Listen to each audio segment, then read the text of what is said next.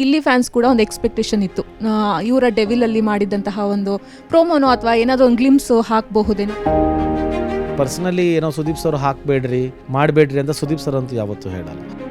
Sudeep sir first of all Darshan sir ಬಗ್ಗೆ ಒಂದು ದಿವಸನೂ ಎಲ್ಲೂ ಮಾತಾಡಿರೋದಂತೂ ನಾನು ನೋಡಿ, ಇಲ್ಲಿನ ಒಳ್ಳೆಯದೇ ಮಾತಾಡಿದ್ದಾರೆ. ಅವ್ರು ಇವಾಗ ಸದ್ಯಕ್ಕೆ ಜಗಳ ಆಡಿದ್ದಾರೆ, ಬಟ್ ಬೇಗ ಒಂದಾಗಲಿ ಅನ್ನೋದು ಎಲ್ಲರೂ ಕೇಳ್ಕೊಳೋಣ. ಇಬ್ಬರು ನಮ್ಮ ಕರ್ನಾಟಕದ ಆಸ್ತಿನೇ ತಾನೆ, ಅವ್ರನ್ನ ಸಂಭ್ರಮಿಸೋಣ. ನಾವು ಒಂದು ಮಾತಾಡೋಕ್ಕೆ ಸ್ಟಾರ್ಟ್ ಮಾಡಿದ್ವಿ, ಸ್ವಲ್ಪ ಪರ್ಸ್ನಲ್ ವಿಷಯಗಳು ಶೇರ್ ಮಾಡ್ಕೊಂಡ್ವಿ. ಆಮೇಲೆ ದರ್ಶನ್ ಸರ್ ಬಗ್ಗೆ ಮಾತಾಡ್ದ, ಅವನು ಡೆವಿಲ್ ಮೂವಿಲಿ ಮಾಡಿರೋದು ಕೇಳ್ಪಟ್ಟೆ, ತುಂಬ ಖುಷಿ ಆಯಿತು. ಹಂಗೆ ಮಾತಾಡ್ತಾ ನನ್ನ ಪರಿಚಯ ಹೆಂಗಾಯಿತು ದರ್ಶನ್ ಸರ್ಗೆ ಅಂತೆಲ್ಲ ನಾನು ಹೇಳ್ಕೊತಾ ಇದ್ದೆ. ಸೊ ಅದು ಹೆಂಗೋ ವೈಬ್ ಮ್ಯಾಚ್ ಆಗೋಯ್ತು, ಅದು ಹಂಗೆ ತುಂಬ ಕ್ಲೋಸ್ ಆಗೋದ್ವಿ ಇಬ್ಬರು. ಆಮೇಲೆ ನನ್ನ ಪಕ್ಕನೇ ಕೂತಿರೋನು 24 ಗಂಟೆ ಅವನು. ಅದು ನಾನು ಒಂದು ಇದು ಬಿನ್ ಬ್ಯಾಗಲ್ಲಿ ಅವ್ನಿಗೆ ಬೆನ್ನಿಲ್ಲ ಬಿಡ್ರಿ, ಬಿನ್ ಬ್ಯಾಗಲ್ಲಿ ಮಲ್ಕೊಂಬಿಟ್ರು ಅವನು. ನಾನು ಸೋಫಾಲ್ ಕೂತಿರ್ತಿದ್ದೆ, ರಘು ಸರ್, ರಕ್ಷಿತಾ.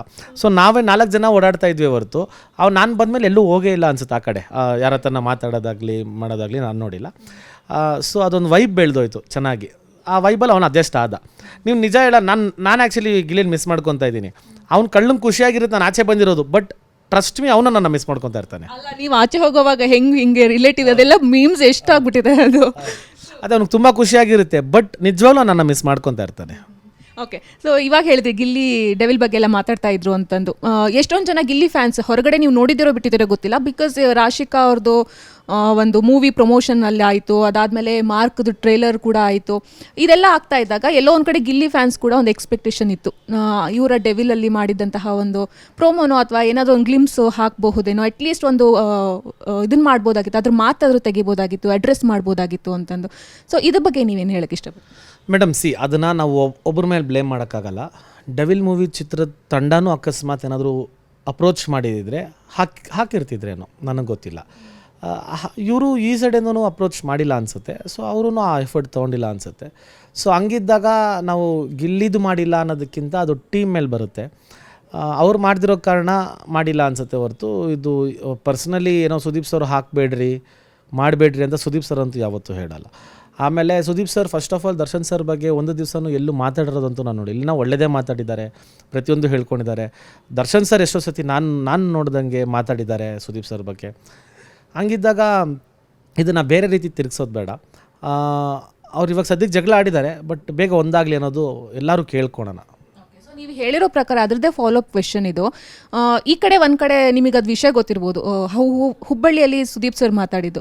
ಸೊ ಅದೆಲ್ಲೂ ಅಂಥ ದೊಡ್ಡ ಲೆವೆಲಲ್ಲಿ ಮಾತುಕತೆ ಆಗಿರಲಿಲ್ಲ, ಚರ್ಚೆ ಆಗಿರಲಿಲ್ಲ. ಎಲ್ಲಿ ವಿಜಯಲಕ್ಷ್ಮಿ ಮ್ಯಾಮ್ ಮಾತಾಡಿದಾಗ ಇಬ್ಬರೂ ಅವರಿಗೆ ಮಾತಾಡಿರೋದಂತ ಇನ್ನೂ ತನಕ ಯಾರಿಗೂ ಕ್ಲಾರಿಟಿ ಇಲ್ಲ. ಅವರು ಕೂಡ ಅದನ್ನೇ ಹೇಳೋದು, ಅವ್ರ ಬಗ್ಗೆ ನಾವು ಮಾತಾಡಿಲ್ಲ ಅಂತ. ಸುದೀಪ್ ಸರ್ ಕೂಡ ಯಾವುದೋ ಬೇರೆ ವಿಷಯಕ್ಕೆ, ಪೈರಸಿ ವಿಷಯ ಮಾತಾಡಿರೋದು ಅಂತ.